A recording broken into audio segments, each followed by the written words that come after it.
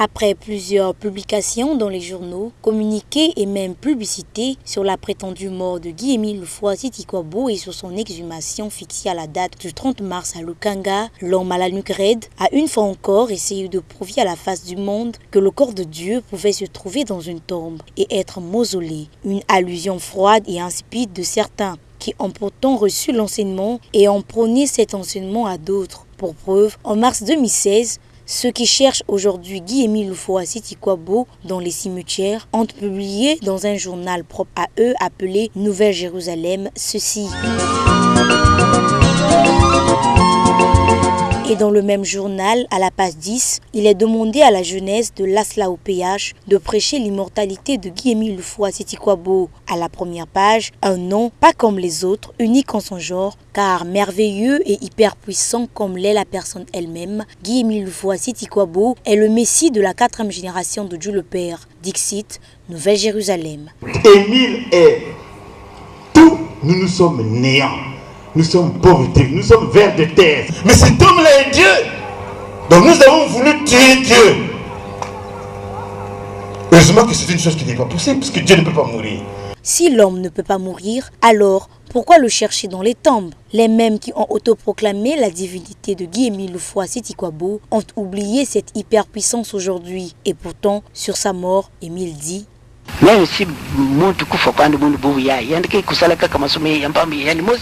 je reviendrai dans 3 jours parce que la mission n'est pas terminée.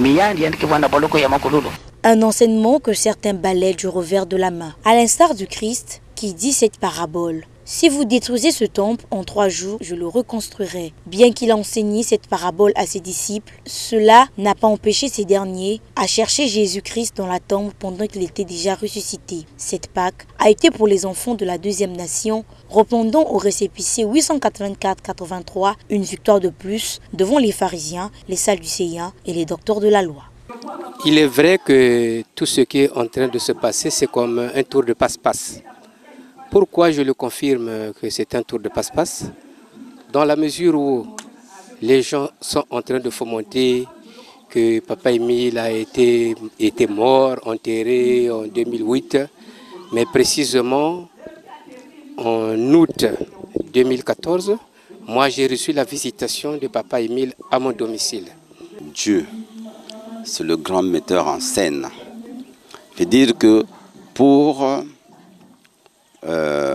faire voir aux yeux du monde les gens qui ne l'aiment pas, ces gens-là, comme Pharaon dans le temps, nous sommes sereins. Et Papa Émile nous a prouvé que c'est un match déjà de gagner. Parce que ceux-là qui pensaient que Papa Émile était dans une tombe, eux qui étaient sûrs qu'aujourd'hui ça devait être fini pour nous. Au contraire, c'est fini pour eux. Pendant que les élus acclament le ressuscité, à Lukanga, le cercueil prévu pour mausoler le corps de Dieu est vide. La tombe déterrée, une femme sans vie avec son voile. Ceux qui sont allés soi-disant chercher Guy-Émile Loufoua-Siti Kouabo dans la tombe, hier, ils ont été incapables de désigner de façon précise cette tombe. Et nous avons assisté hier à un événement triste. Parce que la famille biologique de Guy-Émile Loufoua-Siti Kouabo qui s'est rendue au cimetière de Lukanga, au moment de l'exhumation, au lieu de trouver Guy-Émile Loufoua-Siti Kouabo, ils ont trouvé une pauvre femme qui était décédée. Et les attributs et les objets qui ont été trouvés sur place ont démontré qu'il s'agissait du corps d'une femme. Alors, vous voyez, c'est une indignation. Les gens ont crié haut et fort qu'ils allaient exhumer le corps de Guy-Émile Loufoua-Siti Kouabo. Les gens ont fait des communiqués et dans le fond, ils ne savaient même pas ce qu'ils étaient en train de dire. La preuve, ils sont allés désigner une tombe et dans laquelle a été retrouvée une dame. Aussi, comment peut-on parler de l'exhumation sans pourtant parler de l'inhumation, pendant que la fille aînée ignore sur toute la ligne la mort de son père? Une histoire montée de toutes pièces. Je ne peux pas accepter l'exhumation d'un grand homme comme Papa Guy Mfwasi-Tshikouabou. Moi, je dis que c'est des niaiseries. Je ne sais pas quelle est la mouche qui pique mon petit frère parce que c'est mon petit frère et on est ici d'un même père et d'une même mère. C'est lui qui m'a suivi. Moi, je suis sa grande sœur et lui, c'est mon petit frère, il m'a suivi. Il est en deuxième position. Donc, je ne sais pas quelle est la mouche qui lui pique. Et pourtant, il n'a pas d'autre personne. Il ne compte pas sur quelqu'un. En tout cas, je suis désolé. Depuis la nuit de temps, Papa Émile a toujours dit qu'il est Dieu. C'est la troisième personne de la divinité. Et aujourd'hui, quand on nous dise que Guy Émile serait dans une tombe, attends, c'est la pire des folies, hein?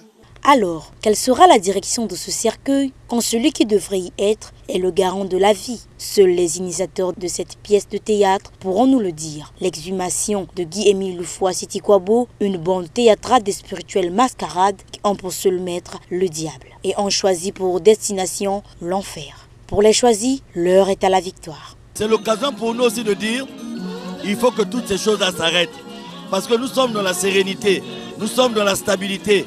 Nous sommes dans le calme et il faudrait que l'État, face à ces personnes-là, ne puisse pas laisser cette situation pourrir parce que les frères et sœurs que vous voyez là, venus de beaucoup de pays, venus de toutes les régions du Congo, n'aspirent qu'à vivre l'intimité avec Guy-Émile Mfwasi-Tshikouabou dans le calme, dans la tranquillité, dans la sérénité, dans la stabilité. Donc vous voyez, c'est la joie, c'est une grande joie et c'est une fraternité qui est ressentie dans le plus profond de nous-mêmes.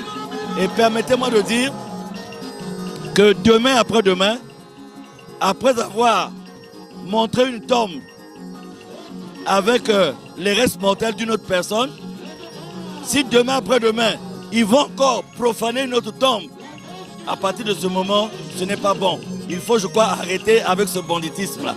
Quelquefois malheur est bon, dit un adage. Cette fête de Pâques n'a pas seulement été une victoire pour les monts Ararat, mais aussi une démonstration de plus de la divinité de Guy-Émile Mfwasi-Tshikouabou. Elle marque une nouvelle alliance et un nouveau départ. Pour répéter la Bible, pourquoi cherchez-vous le vivant parmi les morts? De par son nom, c'est la mort qui s'arrête pour une vie éternelle. Que Papa Émile vous accompagne. Marchez dans les rues, dansez dans les rues, tombez dans les rues. Papa Émile Kenza, ça va bonguer.